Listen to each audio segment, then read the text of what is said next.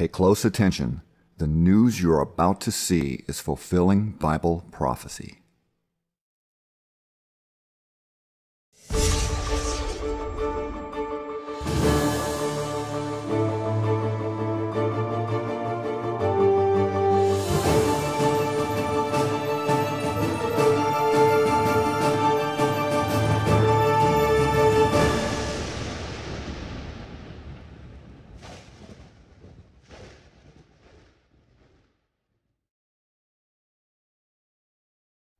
Welcome to another edition of YPN News, bringing you the news as it relates to Bible prophecy and foretold by Yisrael Hawkins.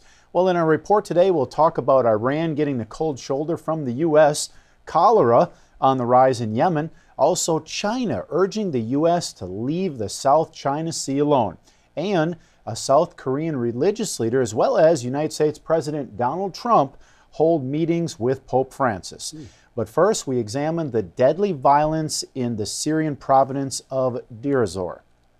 Now, more airstrikes in the eastern region of Syria. This time, the U.S.-led coalition is responsible for the strikes, which have killed at least 106 people in the eastern town of Mayadeen. According to the Syrian Observatory for Human Rights, based in the UK, more than 40 children are among the dead. Now, the U.S. says they are assessing the damage to the region. But there are not enough precautions being taken to avoid loss of civilian lives, says the UN High Commissioner for Human Rights in Syria. Rupert Colville, a UN spokesman, told the press the rising death toll to civilians and those already caused airstrikes in Deir ez-Zor and Raqqa suggests that insufficient precautions may have been taken in the attacks to prevent those civilian deaths. Well, he continued, and just because it's ISIL controlling an area, it doesn't mean less care can be taken.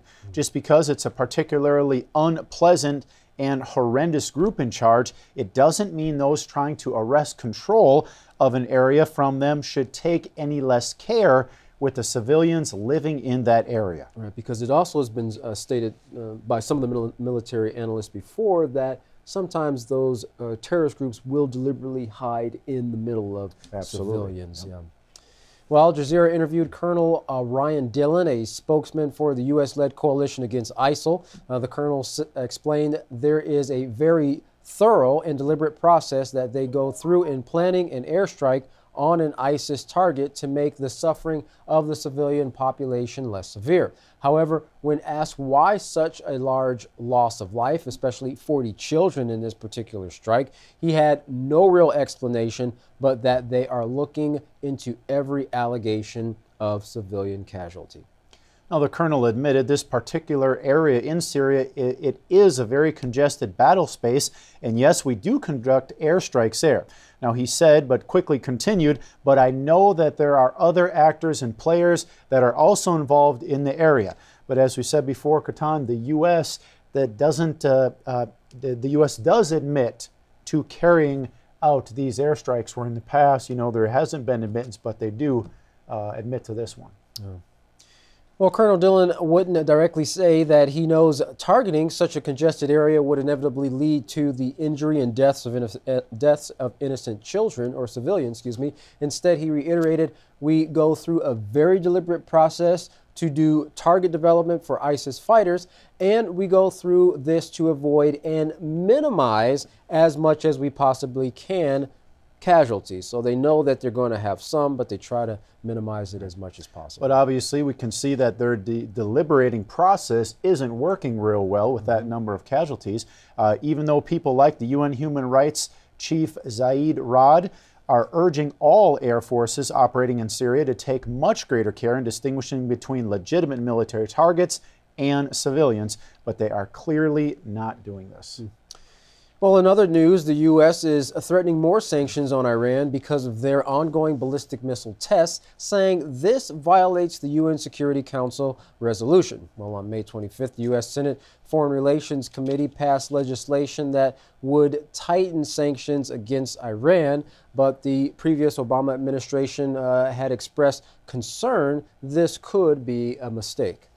The former Secretary of State John Kerry warned the committee against such a decision, instead urging the panel to use diplomacy so as not to jeopardize the nuclear agreement that was reached before President Trump came into office. Stephen Mnuchin, U.S. Treasury Secretary, said that this department is also planning to hit Iran with more sanctions. Sales of Boeing and Airbus aircraft to Iran may also be under threat, as Mnuchin added that the department is also reviewing the licenses needed for the companies to sell aircraft to the country. President Donald Trump's administration has taken a hostile stance against Iran's missile and nuclear program since coming to power at the beginning of 2017. But Tehran insists that its missile launches are in accordance with the constructive spirit of the nuclear deal between Tehran and the P5+1 group of countries. Up till now, the mood in Tehran has been cheerful and optimistic since President Rouhani was reelected into office last week. But as President Trump met with Muslim leaders in Saudi Arabia, he shattered hopes of many young Iranians as he called for the isolation of their country.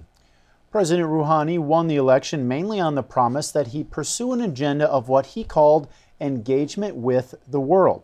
Now, to the millions of young moderate viewers who had suffered under sanctions for a decade, this promise was hope that Western businesses would start investing in their country, and also hope they could travel abroad without the fear of being treated as international outcasts. Trump, however, sent a strong message that the U.S. would do everything they could to dash those hopes. Wow. But a faction within Iran's government may be glad for the president's remarks and the U.S. bill that was passed. They are considered the hardliners. They include Iran's powerful Revolutionary Guard and those who follow them. If President Rouhani would establish closer ties with the West, this could threaten their influence and control in the region. So again, they actually gain power from Iran being isolated. So there's even a power struggle within their own country. Right. Well, moderate Iranians who want a shred of evidence to hope in may have noticed U.S. Secretary of State Rex Tillerson gave a press conference while in Saudi Arabia. Now, during the conference, he said there weren't any plans to contact Iran's foreign minister, Mohammad Javad Zarif. However, he did think that they would talk at what he called the right time. Well, speaking of the right time, President Donald Trump was ostracizing Iran, is pushing Palestinian and Israeli leaders to reach a final peace agreement. But his efforts are receiving some criticism after the $110 billion arms deal he made with Saudi Arabia. His credibility as a peacemaker may be in jeopardy, especially since WikiLeaks released emails belonging to Hillary Clinton, which suggests the Saudi partners have been supporting ISIS. Now, the emails are from Clinton's last couple years as Secretary of State, and according to an article in Salon.com, a leaked email of Clinton's from 2014 reveals the U.S.-backed governments in Saudi Arabia and Qatar did support ISIS. Citing Western intelligence sources, part of the email says we need to use our diplomatic and more traditional intelligence assets to bring pressure on the governments of Qatar and Saudi Arabia, which are providing clandestine financial and logistic support to ISIL and other radical Sunni groups in the region.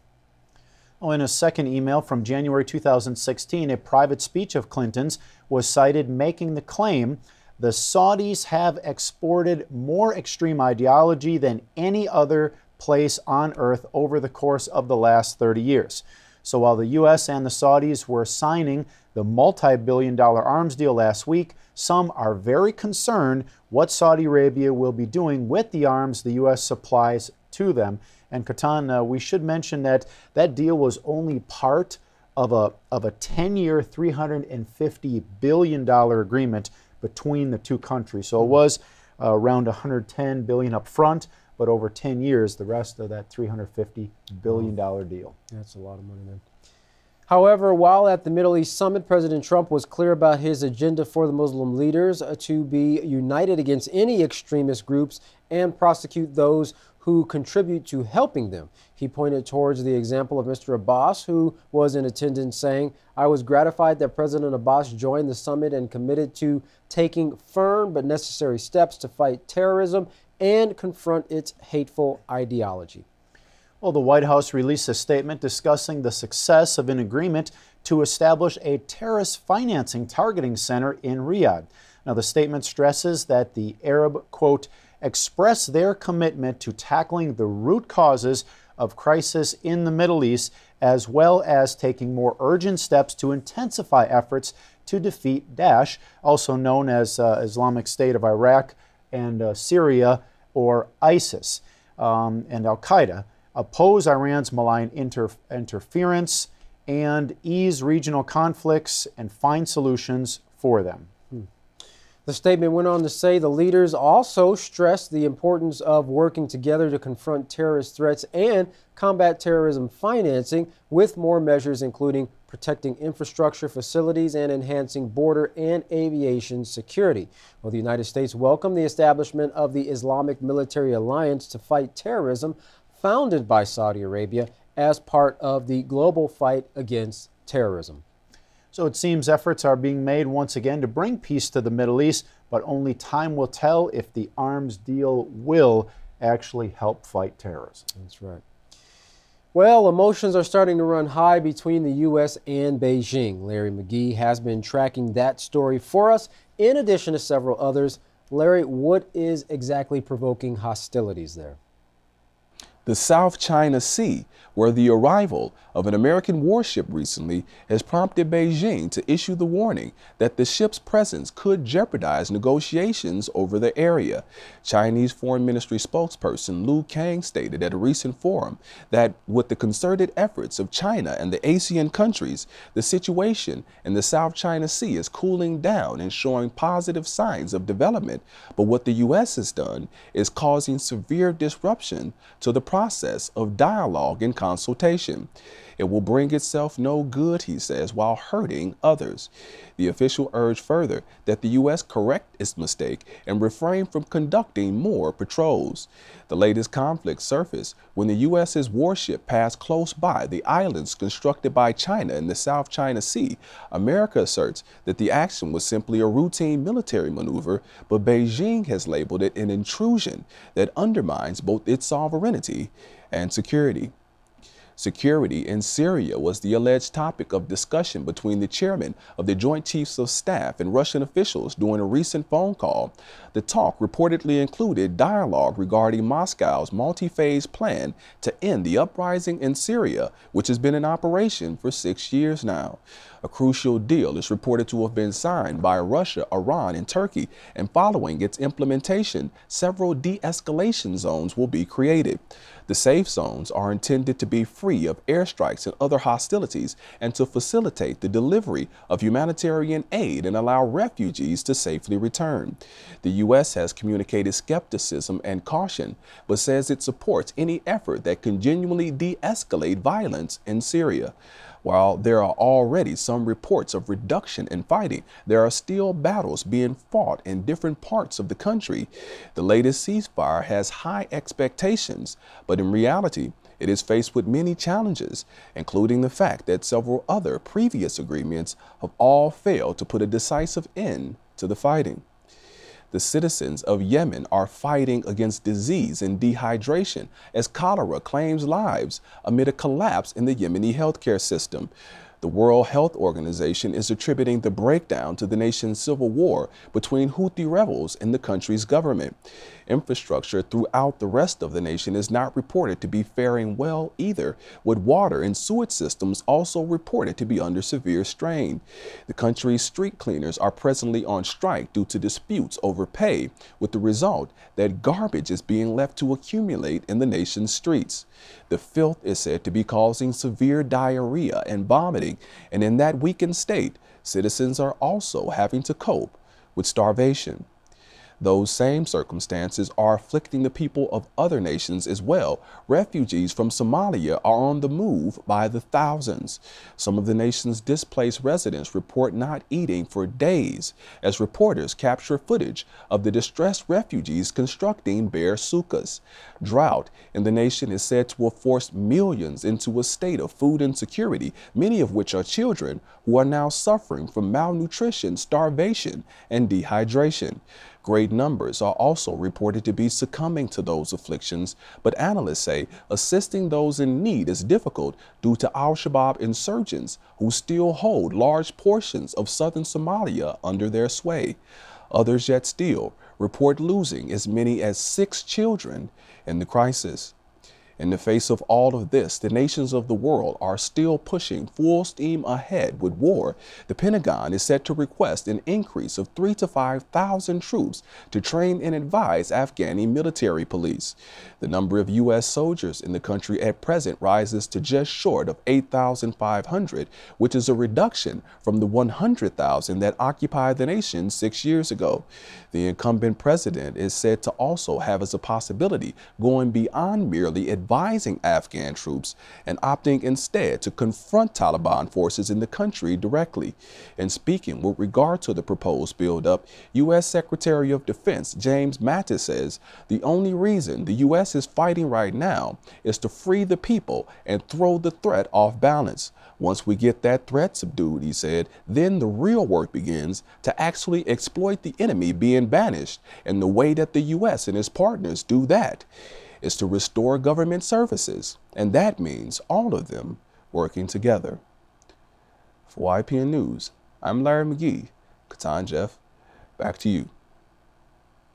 Looks like that ongoing war in Afghanistan is going to continue to go on for a couple more years. Yeah.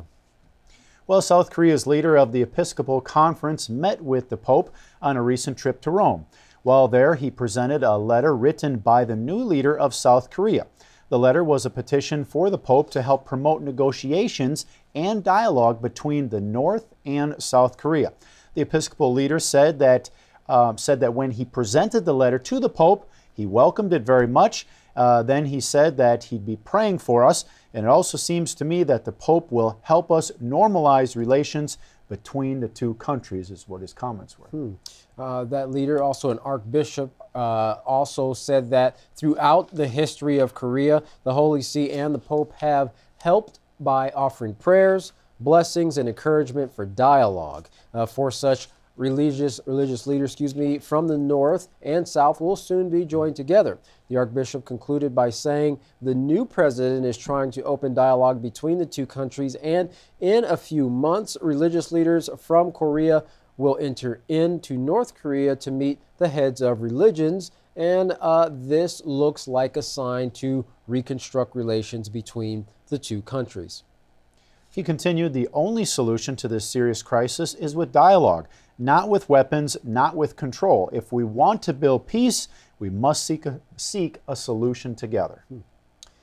Well, U.S. President Donald Trump recently left a 2-day trip to Israel on his first overseas trip as U.S. president. A major theme on this visit, or his visit, was to promote peace between Palestine and Israel. While there, he spoke about coming together to fight terrorism, but also coming together to fight Iran. That message was very popular among many so far, being called hate being used to create peace. A message of hate being used to create peace.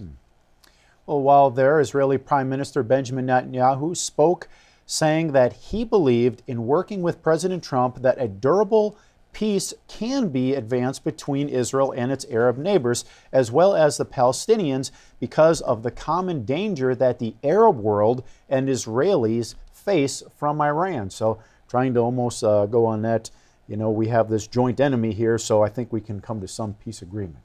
Interesting. Well, it appears that everyone is hanging their hopes on President Trump, as he said that he plans to bring this deal to pass, stating that we're willing to work together at a renewed effort at peace between Palestinians and Israelis. Trump also said that he heard that this is one of the toughest deals of all, but he feels that they'll get there eventually, he hopes. Mahmoud Abbas also spoke during President Trump's visit, saying that he hopes it goes down in history that President Trump was the president that brought peace between the Israelis and the Palestinians. Abbas also extended his hand in partnership to Trump in what he called a noble and possible mission right before shaking his hand. In regards to what President Trump desires for Israel and Palestine, he said, "I want what both sides want. I'm happy with what they like best. Whichever agreement they like the best, then he's right on board with it." Well, after his visit to Israel, President Trump went to Rome, where he met with the Pope, having a private half-hour meeting. Now, the two put aside their previous clashes to send a message of peace. The encounter was a contrast to their clashes during Trump's campaign, where he said for a religious leader to question a person's faith is disgraceful. While the Pope criticized Trump's border wall proposal, saying it wasn't Christian to build walls instead of bridges. So they had those clashes there prior to their meeting, but we'll see how their meeting went.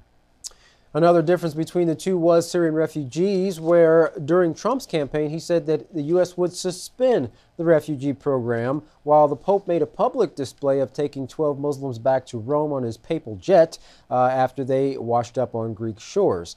When asked about their upcoming meeting, the Pope said, "I never make a judgment about someone without first listening to them."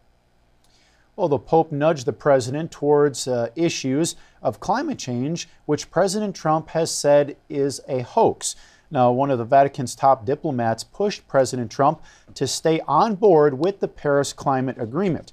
Trump will decide that after his G7 summit meeting in Sicily. Now, Francis gave him 3 books, one being his encyclical on the climate, along with an olive leaf medallion, while President Trump gifted the Pope with a custom-bound set of writings of Dr. Martin Luther King Jr.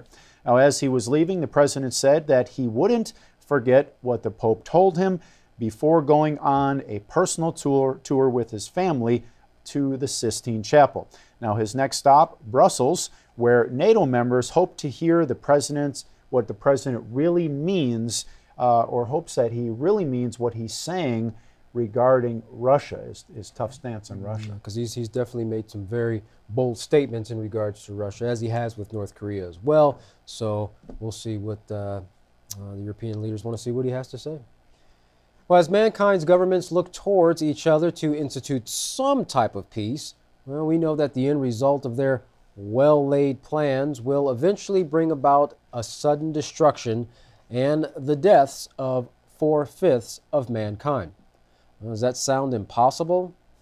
Yeshua Hawkins foretold these events directly from the Holy Scriptures in the late 70s in his book entitled The Mark of the Beast. To learn more about what to expect, of course, during this upcoming last part of mankind's generation, what you can do is contact the House of Yahweh today. And when you do, don't forget to request your free copies of the monthly newsletter and the Prophetic Word magazine. Here's how you can do that.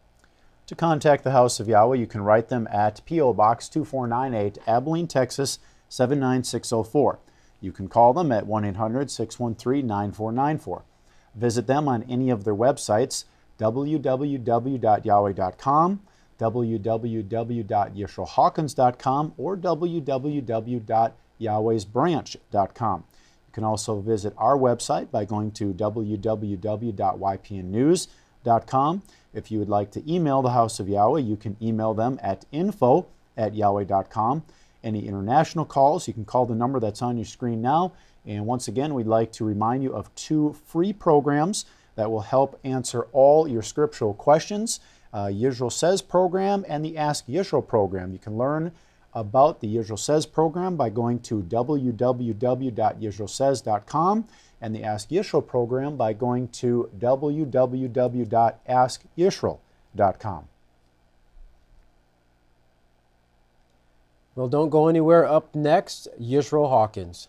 From all of us here at YPN News, I'm Katan Alexander. And I'm Jeffrey Heimerman. Thank you for watching.